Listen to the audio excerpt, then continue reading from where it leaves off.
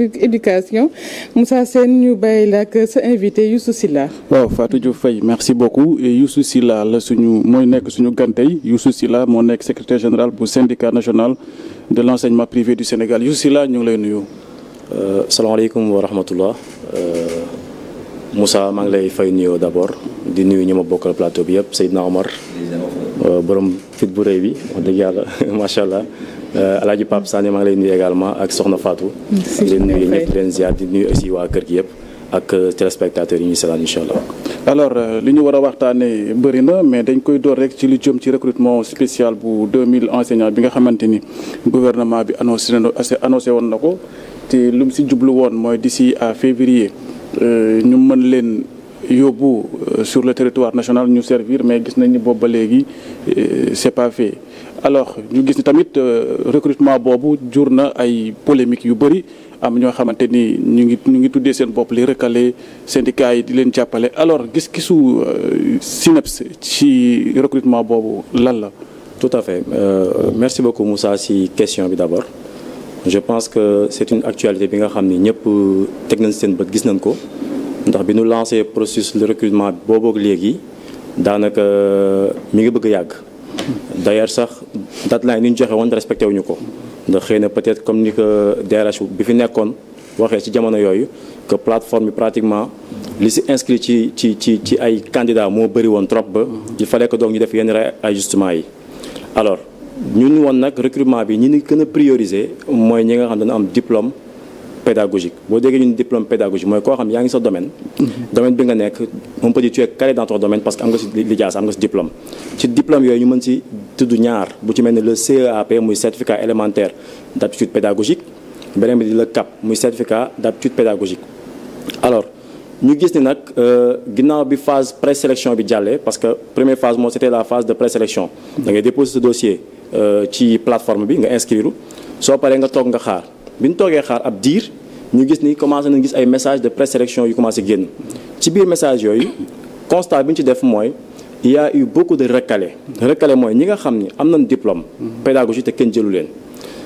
nous sommes conscients que c'est pas parce que am nga diplôme pédagogique rek dañ la war a jël nangu nañ loolu waaye tamit bu ñu gisee ci biir loolu ñoo xam da leen recruter te amaguñ diplôme là dañuy taxaw poser ay questions lu waral loolu et man personnellement nit daf ma mos a woo ci ñi ñu recruter ñi nga xam da leen présélectionné daf ma woo téléphone di ma laaj parce que parmi les dossiers yi nga war a déposer dossiers physiques yi daf ci am lu ñuy wax attestation d'exercice boo xam ne IEF moo la koy jox te loolu pour nga am ko il faut nga nekk ci benn école privée déjà nga servir fa nga mën am attestation de travail foofu mën ko yóbbu à l'IEF ñu mën a defar attestation d'exercice bi ma woowee mu laaj ma fan la koy amee ma ne ko ban école nga nekk mu tudd ma benn turu école ma ne ko kañ nga fa commencé mu ma ren laa tàmbale en tant que stagiaire mu doon interrogation ma ne mais comment se fait-il que yow yaa ngi waxuma kan nag mais comment se fait-il que kooku mi ngi tàmbale en tant que stagiaire te ñi fi bàyyi man am naa sama benn collègue boo xam ni ñoo bokkoon école bi nekkoon il a son cap il a 7 ans d'expérience kenn jëlu ko ak Yana ak Gogo et on a même fait un recensement dans le syndicat def benn liste boo xam ni qui n'a pas été vraiment une liste non exhaustive ci quelques yi ma si gis am na si koo xam déjà 94 judd xam nga kooku mi ngi ci âge bi déjà 31 ans la am na kabam depuis 2018 ak léegi ñaata at la ça fait 7 ans mi ngi kabam di jàngale et il a 10 ans d'expérience dans le privé bokkul ci ñu recruter alors loolu nag ñu taxaw ñu ni kon nag mbir mi jar na seetlu lan moo nekk ci biir est-ce que bokk dafa nekk recrutement politique wala lan parce que y a pas de transparence quoi qu'on puisse dire ba léegi mën ñu la wax kii nañu jël ak kii nañu jël il faut que au moins état bi génnee benn liste boo xam dina définir toutes les personnes yi nga xam ne recrute na leen ñu xam ne liste baa ngi nii avec aussi même des comment dirais-je informations yu fiable comme quoi que kii kat sur cette base dañ ko recruter parce que bu fekkee da nga soxla koo xam ne jàngalekat bu paree la pour dem jàng ndax jàngale dooy caaxaan doo jël koo xam ne étudiant la woon wala koo xam ne xëy na amaan na amagul expérience ci enseignement nga dugal ko ci classe yi kon su boobaa loolu xale yi la donc vraiment ci loolu il faut que état mu xoolaat processus bi je pense que jarul muy yàkkamti ndaxte année bi jeex na ba pare tey jii ñi ngi ci lan ñi ngi ci mois de mai daanaka parce que mars bi avril bi dee na ñi ngi ci mois de mai daanaka et donc on est à 1 mois maximum 2 mois de la fermeture des classes kon tey jii boo recruter enseignant yóbbu ko mu commencé mu jël service kooku lan la war a mën a apporter à cette période de l'année donc nous ne sommes pas contre le processus du recrutement mais maanaam li ñu ñaawlu mooy ni mu tournure bu mu jël ak ñu ci dugal ñi nga xam ni vraiment ñun xam na ni ñooñu amuñu qualification bi ci war donc il faut que état bi defal taxaw seetlu mu taxaw mu xoolaat processus bi un peu s'il le faut mu bàyyi ba année prochaine rentrée prochaine fekk mu defaraat lépp xoolaat ñi nga xam ne leen recalé mu woowaat leen xool seen dossier càmbar ko et ñu mën leen orienté. mais souvent ñi nga xamante ni ñoo nekk ci privé bi parfois âge bi da leen dab bien vrai que aussi am na ñoo xamante ni ils sont toujours dans le bain. Est-ce que également il ne fallait pas privilégier ñooñu ak aussi est-ce que le gouvernement le ministère notamment le ministère de l'éducation n'a pas failli dans ce recrutement vu que délai bu mu waxoon la ñuy génn defu ko romb na ko kon donc est-ce que c'était pas le moment mu def benn stand-by gën a def étude de dossier étudier leen dans le fond pour mën a justement aller sans aucune polémique. Effectivement Moussa mooy li ma wax léegi je pense que délai yi ñu joxoon dañ ko respecté wuñu ko et peut-être que ça peut se comprendre ndax xëy na attente bi boo nee 2000 enseignants nga soxla. nga retrouver avec vraiment des dizaines de mille ñu inscrire ci plateforme bi c'est parce que là vraiment xëy na ñëpp dañ daw song loolu donc xëy na on peut comprendre que tey jii délai boobu respecté wuñu ko à cause de ça mais bu ñu demee ba tollu fii comme ni ma ko waxee léegi à cette période de l'année je pense que jaratul ñu yàkkamti. xëy na am na ñu jot sélectionné parce que après on a eu des messages de sélection yoo xam ni wax dëgg yàlla ñoo xam ni sélectionné la leen pour ñu maintenant xaar seen OS mais OS boobu mën na jël seen temps déjà problème am na coow am na ndax keroog rek maa ngi gis camarade Doudou Ndiaye bu SUDES di accompagner benn collectif bu ñuy wax les recalés te ci biir ñooñu comme ni nga waxee léegi c'est des gens yi nga xam ni ils n'ont pas plus de 35 ans moins de 35 ans donc ñooñu pourquoi jël ñu leen c'est ça l'interrogation en réalité ñu ëppal 35 ans c'est vrai que aussi war nañu xool beneen méthode bu leen xëy na boole ci mbir mi on peut comprendre que peut-être que y a un problème qui date de longtemps depuis 1961 affaire décisionnaire yi et que vraiment les syndicalistes taxaw wax ci pour que problème boobu jóg fi donc bu président de la République ñëwee donc wax ni vraiment ils vont tout faire pour régler cette situation-là pour ne plus vraiment avoir des décisionnaires dans ce corps-là donc xëy na mën naa comprendre bu ñu ñëwee bëgg jël recrutement bi yóbbu ko ba 40 ans xëy na loolu day créer beneen problème xëy na loolu moo tax mais daal ñi nga xam ne amaguñ 35 ans te ñi ngi ci privé bi wax dëgg yàlla am seen diplôme pédagogique il faut que vraiment état bi mu taxaw mu xoolaat vraiment recrutement bi xool li nga xam ne moo ci incohérence mu dindi ko ndax am na loo xam ne vraiment du yoon d'autant plus ñoom ñoo wax ne ils ont besoin des professionnels des gens yi nga xam ils sont qualifiés dans leur domaine des gens yi nga xam ils ont des diplômes pédagogiques donc pourquoi mu ñu xoolaat recrutement bi beneen mbir bi mooy wàllum recrutement spécial bon c'est vrai que état am na 2 voies de recrutement benn par concours ak recrutement spécial mais jàpp naa ne tey jii recrutement spécial war nañ ko mën a encadrer waat xoolaat ko defaraat ko ci naka boo créé benn concours boo xam ne concours direct la ñi nga xam ne xëy na ñu ngi soogaat yi am bac wala ñu ngi nekk université ñëw dugg ci lancé wu ci concours boobu mais on peut aussi créer un concours professionnel ñi nga xam ñi ngi ci privé bi am déjà seen diplôme nga créer leen un concours kooku je pense que boobu c'est beaucoup plus fiable que ay recrutement spécial ñu naan fii la jaar ak kii xaritam la wala kii la indee yu demee noonu est-ce que c'est pas de la politique des trucs comme ça mais boo ko defee concours ñi am diplôme pédagogique ñu déposé donc je pense que vraiment là il y aura pas de problème et sur cette base là on va prendre les meilleurs. mais est-ce que jàpp leen ni recrutement bi c'est un recrutement politique vu que certes ñàkkul ni associé nañ syndicats yi mais ba léegi des na parce que am na ni nga xamante ne bu ñu leen ci impliqué woon kon polémique bi am ci autour du recrutement bi yëpp ci processus bi du am est-ce que jàppale ni aussi quelque part en quelque sorte recrutement bi xaw na laal politique. mais la question qu'on se pose mooy est-ce que réellement les syndicats ont été associés c'est ça la question qu'on se pose parce que yaakaar naa ne xëy na syndicats yi am na si foo xam ne mën ñu fa yegg mais ne serait-ce que ñu am benn droit de regard sur le processus ne serait-ce que lépp am transparence bu ñu amoon benn plateforme boo xam ne dañ ci comment dirais-je associé syndicats yi de telle sorte que ñoom fi ñu toog daal mën a topp processus bi xam fan la toll ba muy dem ba muy jeex mais nii wax dëgg yàlla kenn mënu la wax yan critères lañu defee seen choix ñoom dañu wax critères yi nañu choisir tel enseignant mais ci biir on a vu que ces critères-là vraiment n'ont pas été respectés donc vraiment c'est un processus bi nga xam ni c'est à revoir parce que man dama jàpp ni problème la boo xam ni vraiment c'est comme le cas de l'introduction de l'anglais donc c'est un projet bi nga xam ni ñorul recrutement bi même chose la donc dañ koy yàkkamti tellement que après vraiment y a eu beaucoup de problèmes ci loolu daal. ok les recalés ñu génn mooy li ma la wax sànq génn dem ba ci affilié wu ci SUDES jàppal leen pousse leen pour ñu mën a dégg seen cri du cœur alors est-ce que mënati nañu def pression vu que recrutement bi am na ñuy jot a jël ba pare pour à ce que gouvernement bi def retour pour jéem a defaat focus ci ñooñu pour mën leen ci laat est-ce que ils peuvent mettre la pression sur le gouvernement. bon jàpp naa ni je pense que régime bi fi nekk ñëpp am yaakaar ci ñoom bu ñu jëlee réew mi ak léegi te dañu wax lan jubal jubbanti. kon nag bu fekkee dañu bëgg jubal jubbanti il est temps que ñu teg seen loxo ci recrutement bi ñu xoolaat vraiment tout le processus fa mu tàmbalee ba fu mu yem actuellement nii parce que actuellement benn ordre de service génnagul dès l'instant que ordre de service génnagul donc je pense que tout est à revoir. tout est à revoir ne serait-ce que ñi nga xam ni ñi ngi kaas naan ñoom kenn recruté wu leen. te nit ki bu waxee rek c'est parce que am na li mu wax am na fu mu ko teg. man nee naa la j'ai des exemples patents yoo xam ni ay nit ñoo xam ni gis naa leen amuñu expérience ñii amuñu diplôme mais ils ont été recrutés donc vraiment il faut que ñu taxawaat ñu xoolaat ba bu ñu bëggee vraiment pour un meilleur système surtout ça parce que tamit comme li ma ko waxee tout à l'heure jàngale du ay caaxaan Moussa. ok alors bi la yoon nag dañuy dem di wax rek ci jafe-jafe yi nga xamante ni enseignants yi nekk ci privé bi ñu ngi koy jànkonteel te bi ci gën a fës mooy 3 mois de vacances yi gis nañ ni ñoom duñ am salaire lan moo waral loolu. bon problème boobu boo gisee déjà ñi ngi ci mois d'avril fin avril daanaka enseignants yi daanaka fu mu toll nii ñëpp a ngi nekk ci tiit ak yàqare ndaxte da ngay dem vacances du nga ko sa tuddee vacances ñun suñu biir dañ koy tuddee chômage.